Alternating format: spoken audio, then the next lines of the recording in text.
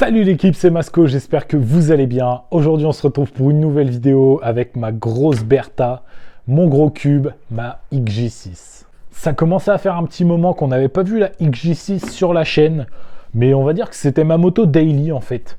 Je l'avais dans mon garage, je la roulais de temps en temps, on faisait des balades avec ma copine, et puis je faisais pas trop de trucs dessus à part de l'entretien classique, vidange, pneus, keychain, des trucs vraiment de base. Et du coup, je le faisais comme ça quand j'avais 5 minutes et je ne prenais pas vraiment le temps de le filmer.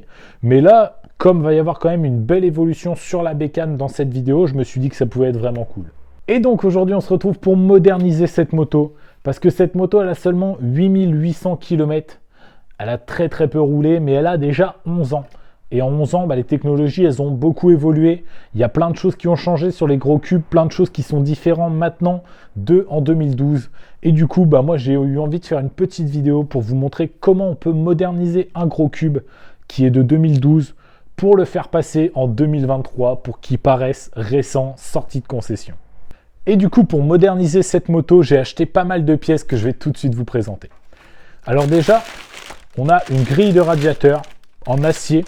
Celle qui est d'origine, elle est en plastique et franchement une grille en acier, je pense que ça protège beaucoup mieux. Et en plus, le design de celle-ci, il est vraiment sympa. C'est une grille que j'ai achetée sur AliExpress parce que c'est un des principaux sites qui font ce genre de petites pièces. Il n'y a rien de mécanique, c'est juste de l'esthétique et je pense que AliExpress pour l'esthétique, c'est vraiment une valeur sûre.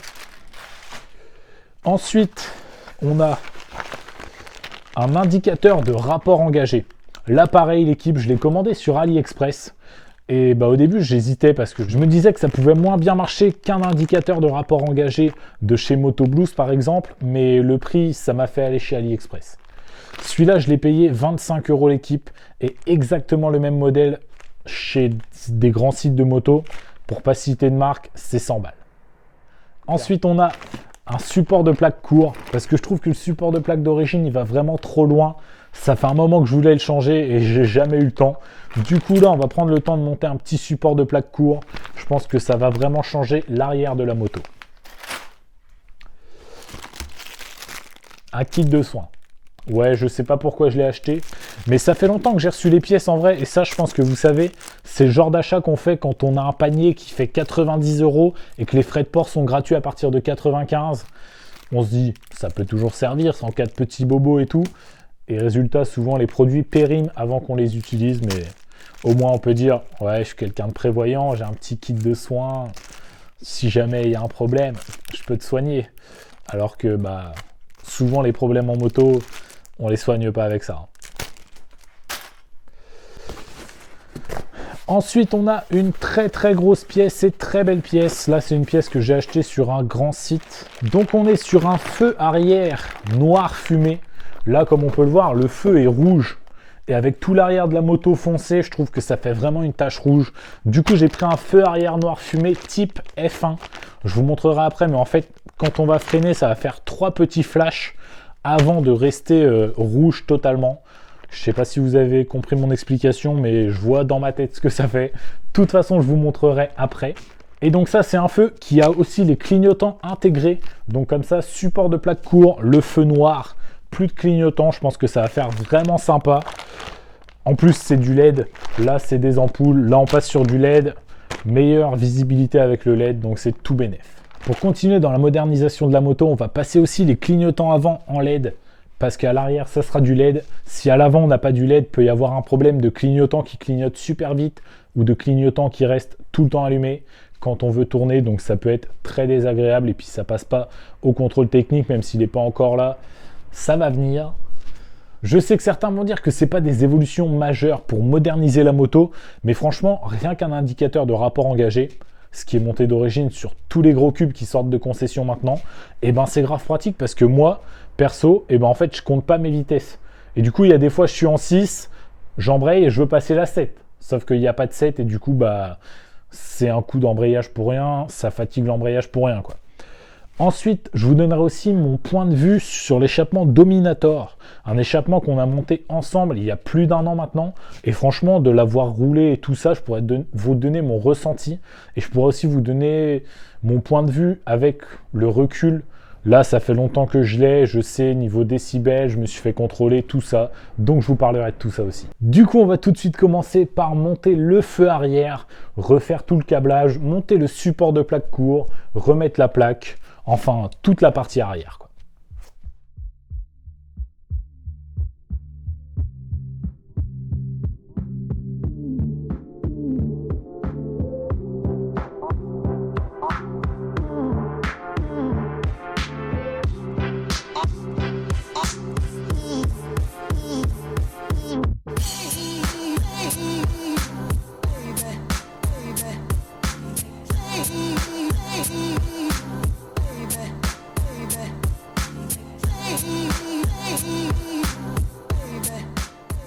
Du coup, voilà l'équipe, toute la partie arrière est démontée. Et franchement, là, ça fait vraiment bizarre.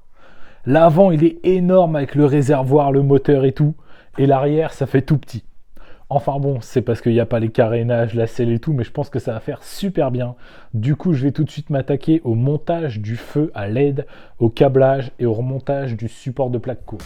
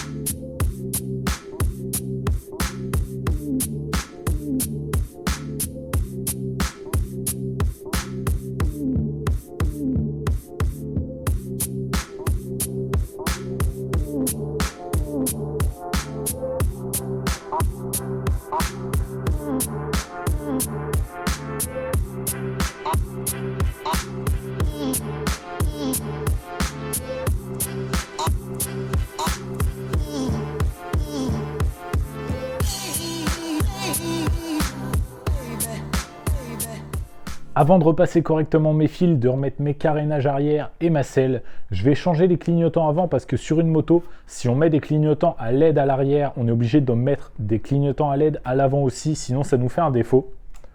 Comme on peut le voir là, mon clignotant il reste allumé tout le temps alors qu'il devrait clignoter. À l'arrière, il clignote parfaitement, mais à l'avant, il clignote pas du tout.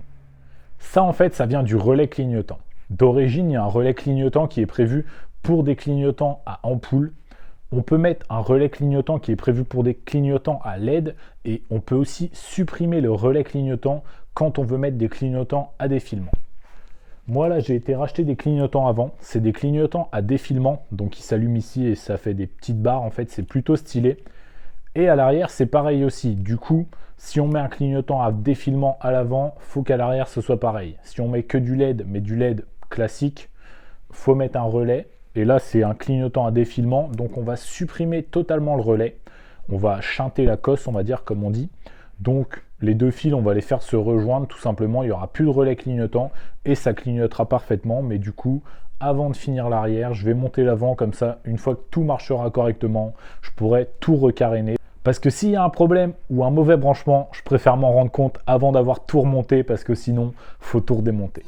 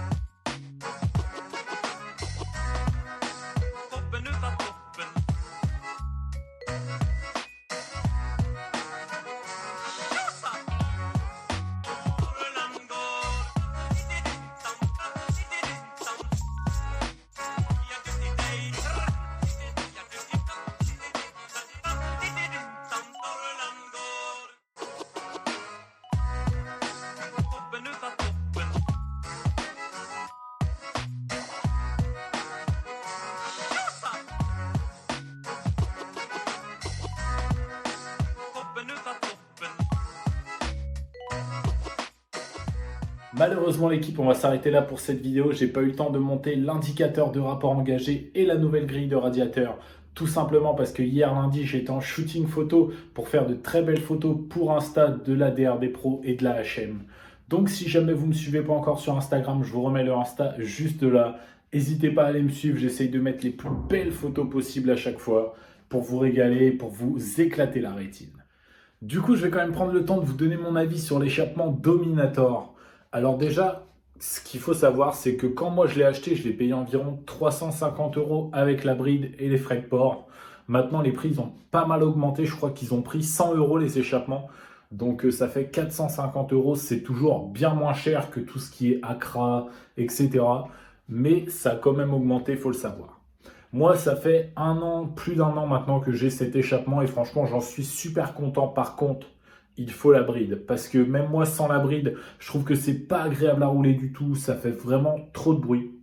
Un échappement qui chante, c'est agréable, mais quand ça fait trop de bruit, genre même dans le casque, j'avais mal aux oreilles, c'était pas top du tout.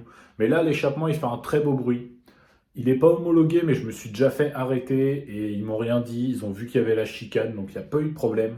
L'échappement, au niveau de la matière, ça résiste très bien à l'eau. Là, je l'ai juste un petit peu nettoyé. Il est encore comme neuf. Il a un peu pris des couleurs, mais sinon, il est encore comme neuf. Donc voilà, moi, je trouve que c'est vraiment un super échappement. Un rapport qualité-prix incroyable parce que ce qu'on cherche quand on a un échappement, c'est avant tout une sonorité. Là, la sonorité, elle y est clairement pour un prix très raisonnable par rapport à tout ce qui est Accra, Léo Vince, etc. Parce que franchement, mettre 1005 dans un échappement quand tu as déjà payé une moto bien chère, ça fait toujours chier. C'est pour ça que Dominator, perso, je conseille. Après, c'est sûr, ça vient de Pologne. Il peut y avoir des frais de douane maintenant. Moi, j'en ai pas eu, mais peut-être que peut y en avoir.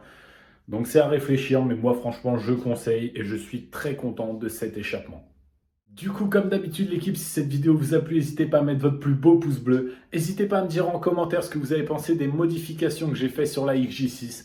Et si vous n'êtes pas encore abonné, c'est le moment de le faire. Et n'oubliez pas d'activer la cloche pour avoir une notif dès que je sors une nouvelle vidéo. Moi je vous dis à la semaine prochaine, c'était Masco, salut!